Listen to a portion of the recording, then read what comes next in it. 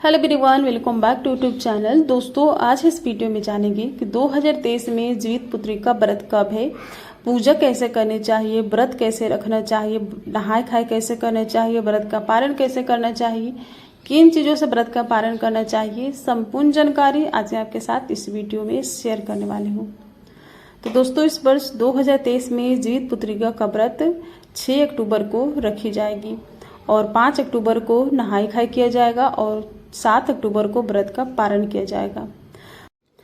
दोस्तों, शास्त्रों के अनुसार कहा जाता है कि पीपल पेड़ के नीचे सियारिन खड़ी थी और पीपल पेड़ के ऊपर चील, और दोनों ने पीपल के पेड़ के पास ही रह करके जीवित पुत्री का व्रत की कथा सुनी थी। इसलिए पीपल पेड़ की भी इस दिन पूजा करनी चाहिए।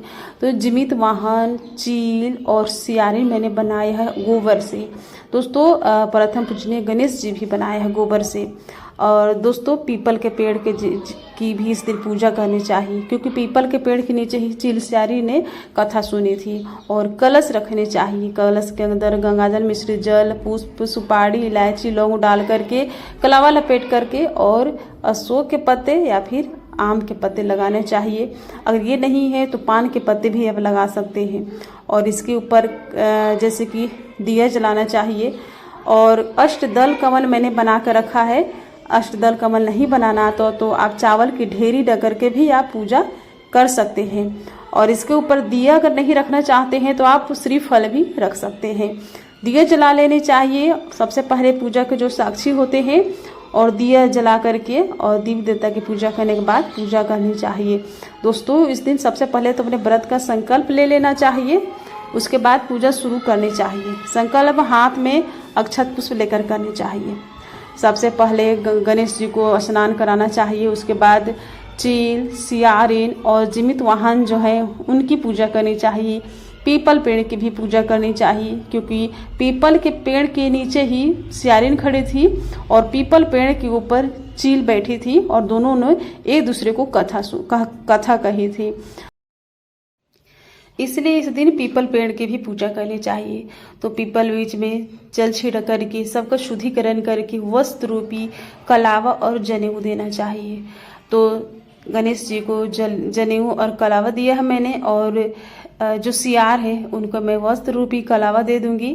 और उसके बाद जो चील है उनको भी वस्त्र रूपी कलावा, और जो जीवित वाहन भगवान है उनको वस्त्र रूपी कलावा। तो सभी को कलावा देने के बाद चंदन का, हल्दी का और कुमकुम का इस दिन सभी को टीका लगाना चाहिए और चावल चढ़ाने चाहिए। दोस्तों, अपने पुत्र की लंबी आयु के लिए यह व्रत किया जाता है। तो सप्तमी के दिन नहाय खाए करना चाहिए, जैसे नौनी की साथ सतपुतिये की सब्जी खा करके व्रत किया जाता है। और उस दिन जैसे कि लहसुन, प्याज, मांस वगैरह नहीं खाते हैं। लेकिन कुछ क्षेत्र में प्रचलन है कि नहाय खाए के दिन मछली खा करके करती हैं। तो अपने क्षेत्र के हिसाब से करनी चाहिए। मछली खाकर किया जाता है तो कर सकते हैं, लेकिन मांस नहीं खानी चाहिए। और अष्टमी के दिन व्रत रखना चाहिए, जितिया व्रत का, और बिल्कुल निर्जला रखना चाहिए।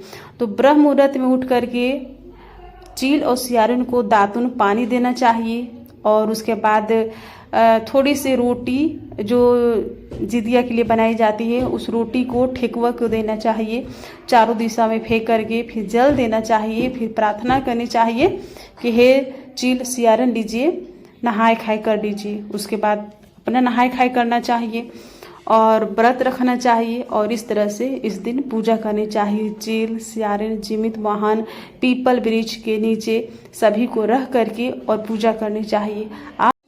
दोस्तों, पूजा करने के अपने अपने नियम होते हैं।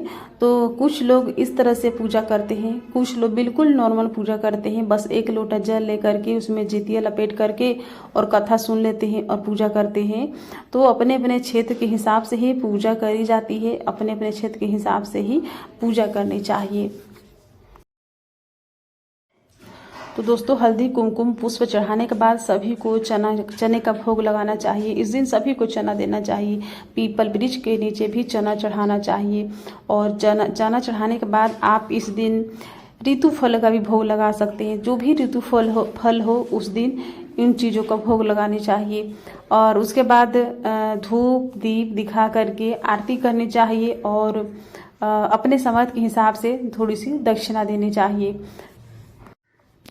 तो दोस्तों धूप दिखाने के बाद जीवित पुत्रिका व्रत की कथा भी सुनी चाहिए। तो कथा खाली हाथ नहीं सुनी जाती, तो हाथ में थोड़े से चावल लेकर के पुष्प भी रख सकते हैं और हाथ में लेकर के और हाथ उस चावल को अपने दोनों हाथों से इस तरह से ढक करके और बैठ जाना चाहिए आसन लगा करके। उसके बाद कथा सुनने के बाद इस चावल को भगवान जी के सामने छोड़ देने चाहिए। तो जब कथा पूरी हो जाती है तो दक्षिणा भी देनी चाहिए, क्योंकि दक्षिणा हमारी पूजा में रह गई कमियों को पूरा करता है। क्योंकि हम चाहे जितना भी अच्छे तरह से पूजा कर ले, कुछ ना कुछ कमी रह जाती है, तो दक्षिणा हमारी उस कमी को पूरा कर देता है। और लास्ट में आरती करते हैं। तो पूजा में किसी प्रकार की कोई गलती हो जाती है तो आरती करने से हमारी गलती की कमी जो होती है वो समाप्त हो जाती है। आरती करने से भगवान क्षमा कर देते हैं हमारी गलतियों को, इसलिए आरती जरूर करनी चाहिए लास्ट में। तो और उसके बाद जब आरती समाप्त हो जाए तो कथा तो सुननी ही चाहिए। और उसके बाद अपने जो बड़े होते हैं अपने घर में उनको पाँव छू करके और प्रणाम करना चाहिए। भगवान जी से भी क्षमा याचना मांगनी चाहिए कि पूजा में किसी प्रकार की कोई गलती हो गई हो, त्रुटि रह गई हो तो क्षमा कर दिए।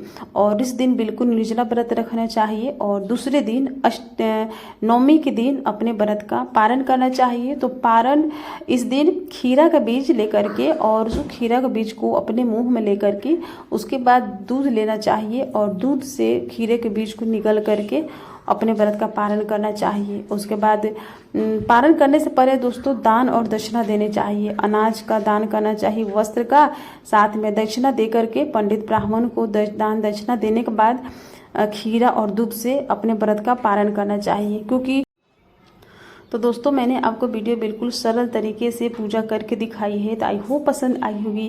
तो प्लीज़ वीडियो को लाइक कीजिएगा, चैनल पर नए हैं चैनल को सब्सक्राइब कर लीजिएगा, वीडियो को ज़्यादा से ज़्यादा फ्रेंड फैमिली के साथ शेयर कीजिएगा। फिर मिलेंगे नए वीडियो के साथ, तब तक हरे कृष्णा, राधे राधे।